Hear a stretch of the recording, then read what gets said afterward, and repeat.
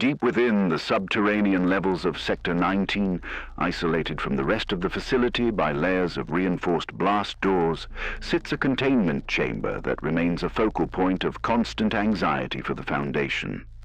The atmosphere in this sector is perpetually cold, maintained at low temperatures to inhibit bacterial growth, though the smell permeating the corridor suggests such measures are futile.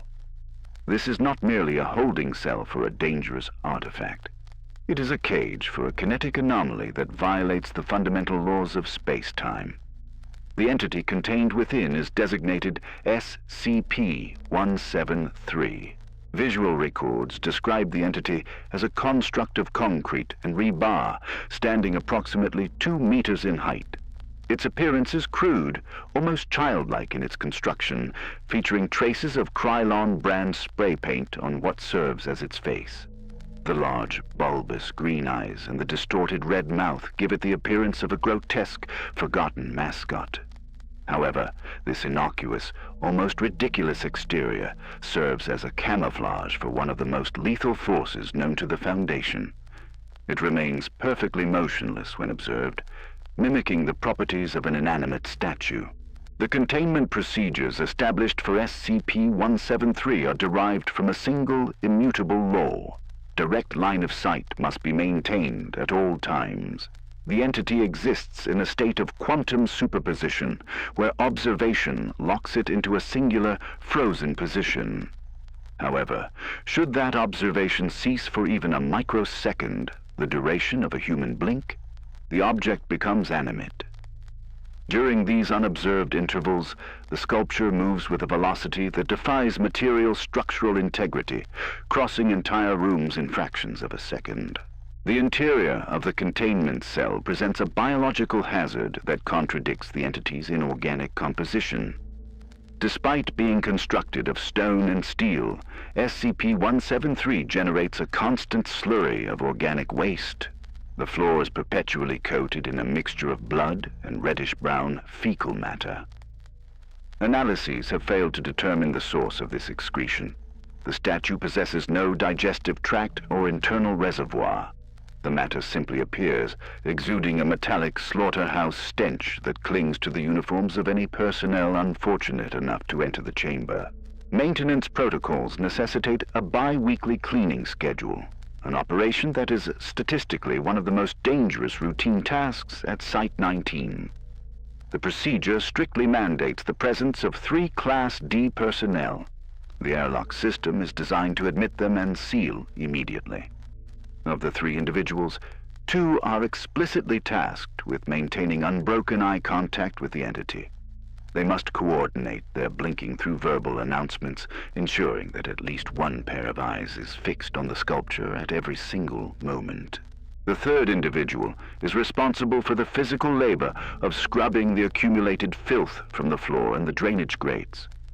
The acoustic environment during these cleanings is described as unnerving. The sound of stiff brushes against concrete echoes loudly, but it is the silence of the statue that dominates the room. The entity often stands facing a corner or a wall, appearing dormant. Yet the personnel are trained to understand that this posture is not one of submission, but of a predator waiting for a lapse in protocol. In the event of a visual break, the entity's attack pattern is uniform and instantaneous. Autopsy reports from failed cleaning operations indicate that death is caused by blunt force trauma to the cranio-cervical junction. The neck is snapped at the base of the skull, or the trachea is crushed with immense pressure. The speed of the assault is such that victims rarely have time to vocalize distress. One moment they're standing, the next they are lifeless on the floor, and the statue has relocated to a neutral position. High-speed surveillance footage has attempted to capture the entity's movement during moments of camera failure or frame skips. The results are inconclusive and disturbing. The footage does not show the statue walking or running. Instead, the object appears to teleport or displace itself between frames. It is close, and then it is closer. The only auditory evidence of this movement is a high-decibel scraping sound, the noise of heavy stone grinding against metal flooring, which occurs only when no ears are present to hear it. Long-term exposure to the proximity of SCP-173's containment unit results in severe psychological degradation among research staff. Reports frequently cite the sensation of being watched through solid walls. Security personnel patrolling the adjacent corridors often report hearing scraping noises from within the cell, even when the entity is confirmed to be alone and unobserved. This suggests that the object may be moving constantly within its confinement when not subject to direct visual monitoring. The acquisition history of the sculpture is sparse, with most data prior to 1993 redacted or lost. It was transported to Site 19 under heavy sedation protocols, though it is unclear if sedation actually affects an inorganic object. The question of its creation remains a subject of debate. Was it built by a human artist as a vessel for a hostile consciousness, or is the concrete form merely a shell for an entity that exists outside of our dimension? The Foundation focuses on containment rather than origin, as the latter often leads to madness. The greatest threat posed by SCP-173 involves a total site power failure. In a scenario where electronic door locks fail and lighting systems go dark, the entity becomes an apex predator within the facility. Without light, maintaining a line of sight is impossible.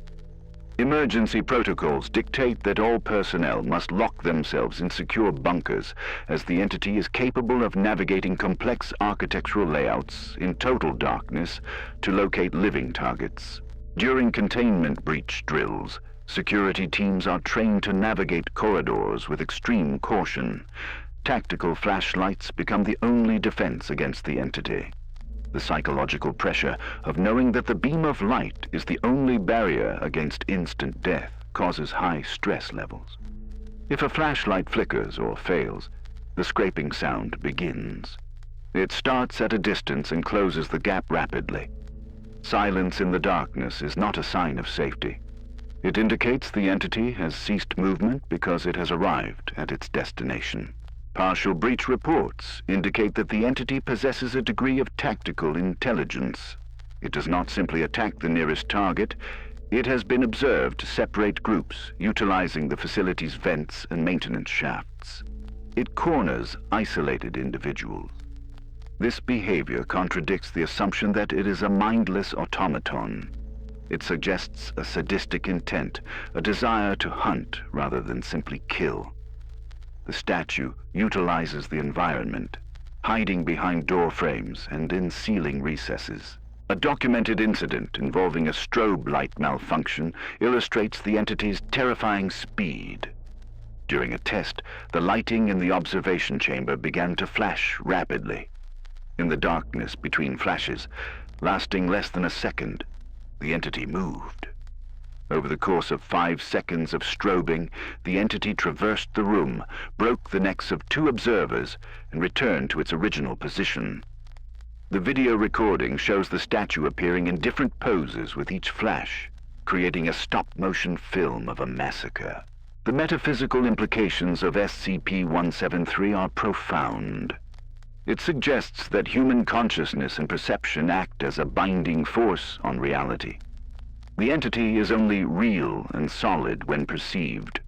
When unperceived, it operates under different physical laws. This quantum lock is the only advantage humanity possesses. The creature is trapped by the very act of being seen, which some researchers hypothesize causes it immense pain or frustration, fueling its aggression. The logistical cost of containing SCP-173 is measured in human lives.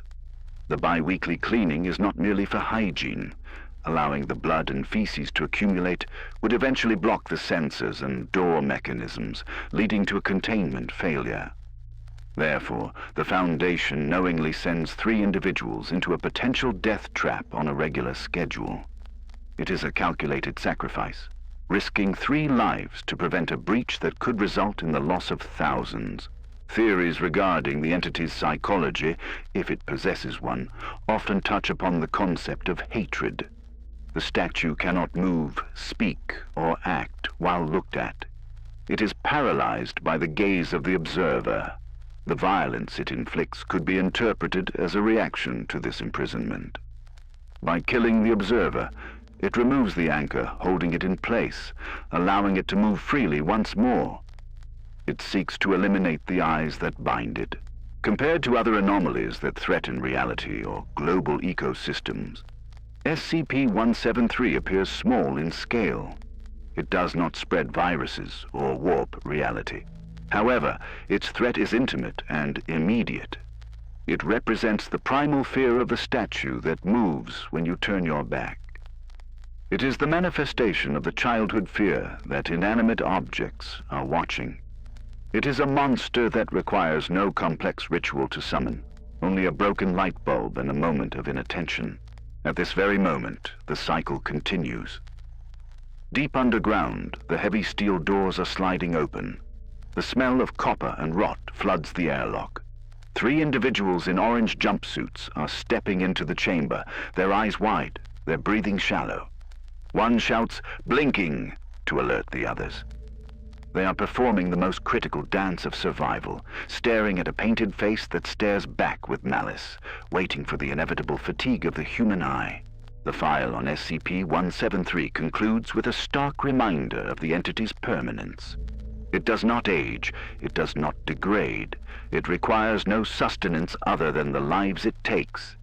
It stands in the dark, waiting for a power outage, a mistake, or a natural disaster to free it. As long as the lights stay on and the eyes remain open, the statue is stone. But the lights cannot stay on forever.